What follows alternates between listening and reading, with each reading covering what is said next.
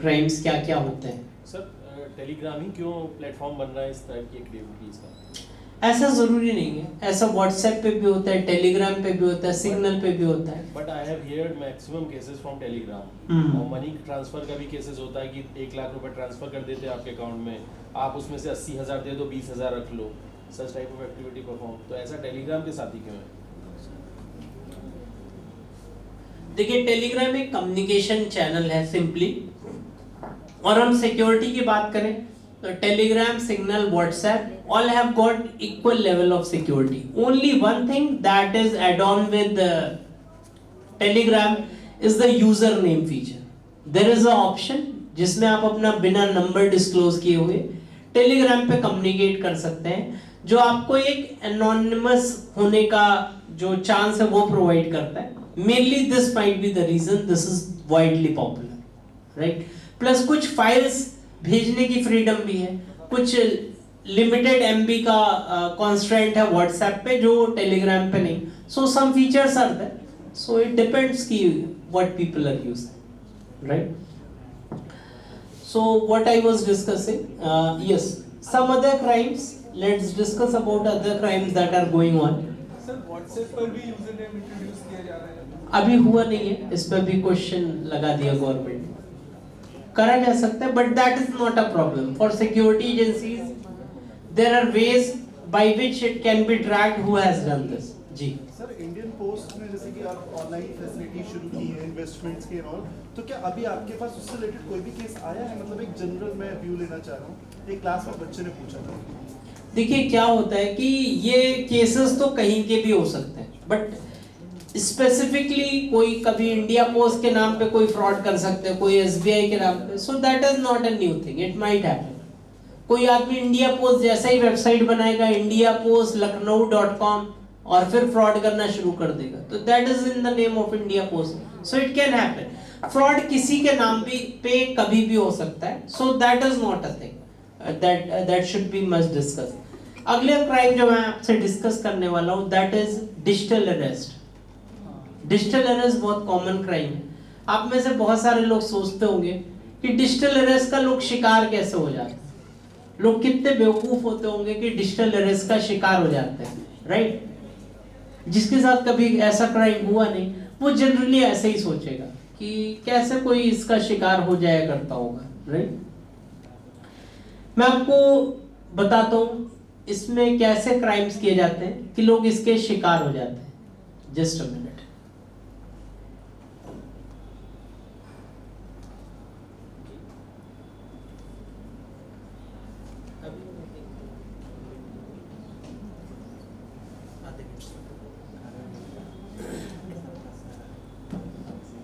तो बेसिकली देखिए, 2-3 तरह से डिजिटल अरेस्ट के केसेस होते हैं। एक तो बहुत कॉमन केस है कि आपके पास फोन आएगा, बोलेगा मैं फेडेक्स से बोल रहा हूँ, आपके नाम पे कोरियर भेजा जा रहा था मलेशिया, जिसमें तमाम ड्रग्स पाए गए हैं, और एनसीबी की तरफ से मैं बोल रहा हूँ, नारकोटिक्स कंट्रोल ब्यूरो से, और आपको आपका आधार कार्ड अभी मिसयूज में लाया गया है, इसमें मैं चेक कर पा रहा हूँ। फिर आपसे पूछेगा आपने अपना आधार कार्ड हाल फिलहाल में कहीं यूज किया था। अब जो 2-4% लोग जो इसमें ट्रैप हो जाते हैं वो अपने आप को कोरिलेट करने लग जाएंगे, सोचेंगे 4 महीने पहले मैं इस होटल में गया था, वहां मैंने आधार दिया था, तो वो अपने आप को कोरिलेट करने लग जाएंगे उस घटना से। या किसी व्यक्ति ने अगर फेडेक्स से कोरियर किया है, उसका डेटाबेस मान लो लीक हो गया, और अगले व्यक्ति ने यही बात कही कि आपने फेडेक्स से 1 महीने पहले कोरियर भेजा था और उसमें ड्रग्स पकड़ा गया, तो आदमी डर जाएगा, सोचेगा मैंने फेडेक्स से भेजा तो था। फिर आपके दिमाग में ये नहीं आएगा फेडेक्स से भेजा था, जिसको भेजा था उसको रिसीव हो गया, तब तो नहीं कुछ हुआ, तो बीच में ड्रग्स की बात कहां से आ गई। सो आदमी कोरिलेट करने लग जाता है अपने आप को, और फिर इस जाल में फंस जाता है। तो पहली बात, ये तो सिंपल केस हुआ। अब मैं वो केसेस बताता हूं जो रियल में होते हैं, या जहां पे लोगों के फंसने के चांसेस ज्यादा रहते हैं, मतलब जहां पे 60% लोग या 50% लोग ट्रैप हो सकते हैं।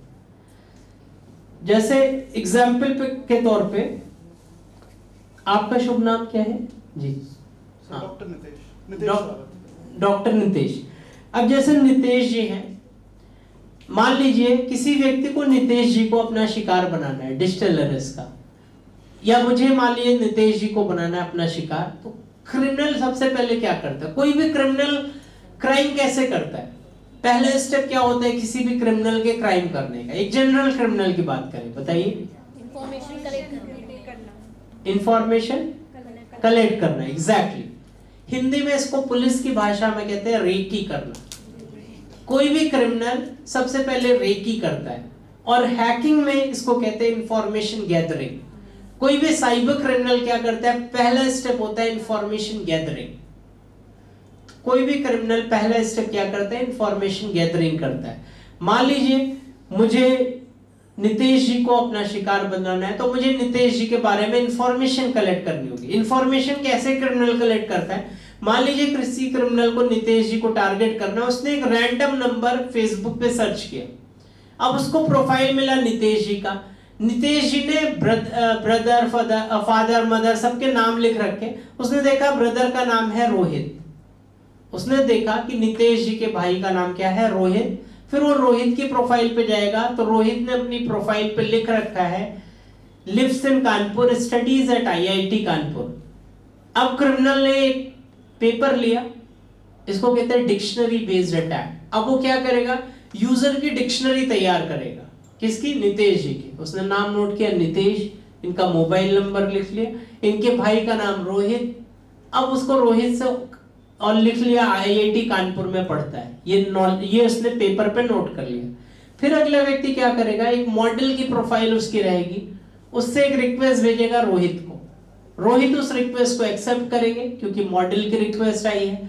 फिर उससे चैटिंग शुरू होगी, वो मॉडल भेजेगी हाय, रोहित कहेंगे हेलो, फिर वो कहेगा हाउ आर यू, ये वो, फिर कहेगी कि अपना नंबर बताओ, व्हाट्सएप का नंबर। फिर व्हाट्सएप का नंबर मिल जाएगा, व्हाट्सएप पे और क्लोजनेस हो जाएगी, उस मॉडल के साथ बातचीत होगी। वो मॉडल नहीं, वो लड़का ही है but acting like a model, right. But क्या होगा? फिर बात करते करते वो पूछेगा रोहित से कि तुम्हारे क्लोज फ्रेंड्स कौन कौन से हैं, किन किन लोगों से तुम्हारी दोस्ती है। फिर रोहित बताएगा मैं आज मुझे पढ़ना पड़ेगा, परसों से मेरा सेमेस्टर एग्जाम शुरू हो रहा है। तो पूछेगी मॉडल की कब कितने बजे से एग्जाम है? अच्छा ठीक है, तुम पढ़ाई करो, सो लो, रेस्ट कर लो। पैम्पर करेगी, रोहित खुश हो जाएगा, कोई मेरा ध्यान रखने वाली मिल गई मुझे, राइट। फिर क्या होगा? तमाम उस सारी डिटेल्स वो नोट कर लेगा।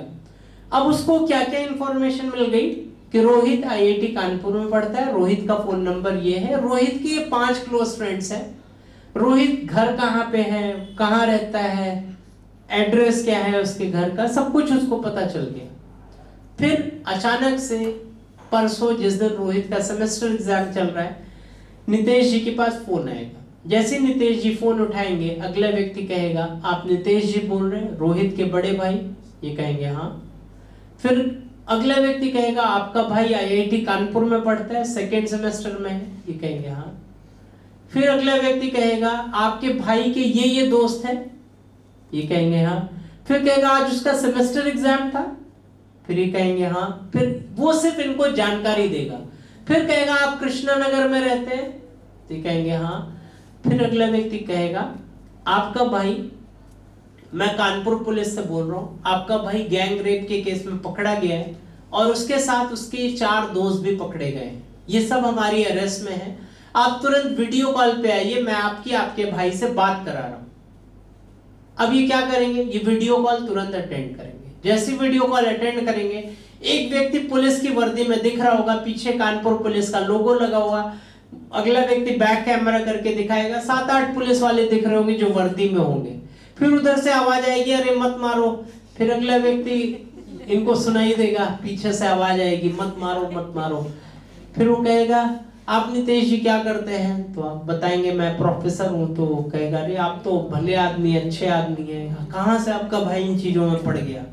फिर ये कहेंगे अरे नहीं मेरा भाई ऐसा नहीं, अच्छा है, ये है वो है। फिर अगला व्यक्ति थोड़ा पैम्पर करेगा, बोलेगा नहीं मुझे भी लग रहा है आपका भाई तो सब में लग रहा था, उसके साथ के जो 4-5 लोग थे वो मुझे कमीने लग रहे हैं, आपके भाई को बचाने का प्रयास किया जा सकता है। फिर अगला कहेगा अरे जरा रोहित को बुलाओ, बात कराओ। अब क्या होगा? ये कहने भर से नितेश जी के अंदर ये कॉन्फिडेंस आ जाएगा कि रोहित मेरे पास ही है या पुलिस के पास है, राइट। अभी ये क्या होगा, फिर वो पीछे से एक आदमी जो इंस्पेक्टर होगा वो बोलेगा कि अभी डीसीपी साहब पूछताछ कर रहे हैं रोहित से, अभी रुक जाओ 10 मिनट बाद बात कराते हैं। फिर वो कहेगा अरे सुन लिया आपने, अभी पूछताछ कर रहे हैं डीसीपी साहब, रुक जाइए। कहेगा भाई साहब मैं आपकी मदद कर सकता हूँ लेकिन इसमें आपके पैसे खर्च होंगे। ये कहेंगे कितना पैसा खर्च हो जाए, हेल्प कर दीजिए। तो अगला कहेगा कि 20 लाख रुपए इस अकाउंट में तुरंत जमा कराइए, मैं आपको अकाउंट डिटेल दे रहा हूँ। मैं आपको शॉर्ट में बता रहा हूँ, जब रियल ये चीजें होती है ना, इतना अच्छे तरीके से परफॉर्म की जाती है कि आपको समझ ही नहीं आएगा व्हाट्स गोइंग ऑन, और आपका दिमाग इतना स्टक हो जाएगा। फिर अगला व्यक्ति आपसे ये भी कहेगा कि आपके भाई का फोन डीसीपी साहब के पास है, डीसीपी साहब आपका भाई बन करके आपको भी मैसेज या कॉल करेंगे तो उनका कॉल या मैसेज रिसीव मत करिएगा, नहीं तो मैं आपकी मदद नहीं कर पाऊंगा। और हम आप लाइन पे बने रहेंगे, जिससे मैं ये कहूंगा कि उसके घर वालों से मैं ऑनलाइन पूछताछ कर रहा हूं। समझ आ रही बात। और फिर क्या होगा, जब आपका भाई सेमेस्टर एग्जाम से फ्री होगा तो आपको फोन करेगा, आप उसका फोन इसलिए नहीं उठाएंगे, आपको लगेगा डीसीपी साहब फोन कर रहे हैं। समझ आ रही बात। So this is how the entire scenario is created, and you will not be in a situation to think anything else apart from this. So this is how digital arrest related cases are performed. अब आपको कुछ समझ आया होगा कि लोग कैसे इसको परफॉर्म करते होंगे कि और लोग कैसे ट्रैप हो जाते होंगे। समझ आई बात। टाइम की कमी, otherwise I would explain many other cases that I have gone through. तो ये मैंने एक रियल केस आपको बताया that has come to me.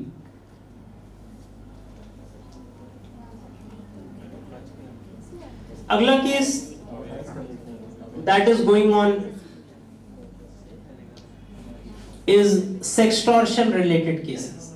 Sextortion related cases में क्या होता है, आपके पास एक मॉडल की रिक्वेस्ट आएगी रात में 2 बजे। जैसे आप उस रिक्वेस्ट को एक्सेप्ट करेंगे वो मॉडल आपसे बात करना शुरू कर देगी, और फिर हो सकता है व्हाट्सएप नंबर आप मांगे या उससे पहले वो मांग ले। आपने मांगा तो उसने अपना व्हाट्सएप नंबर दे दिया, आप खुश हो गए, अरे वाह मुझे तो व्हाट्सएप नंबर मिल गया। फिर आप व्हाट्सएप पे कम्युनिकेशन करने लग जाएंगे। जब आप व्हाट्सएप पे कम्युनिकेट करेंगे, that female will start talking vulgar to you, she will be very intimate with you, and as soon as she will get intimate, you will share all your details, and then she will ask you to get nude over video call. When a person gets nude, the entire video recording is done, screen recording is done, और फिर वो अपनी photograph morph करके आपके पास 10 minute के बाद 2 messages आएंगे।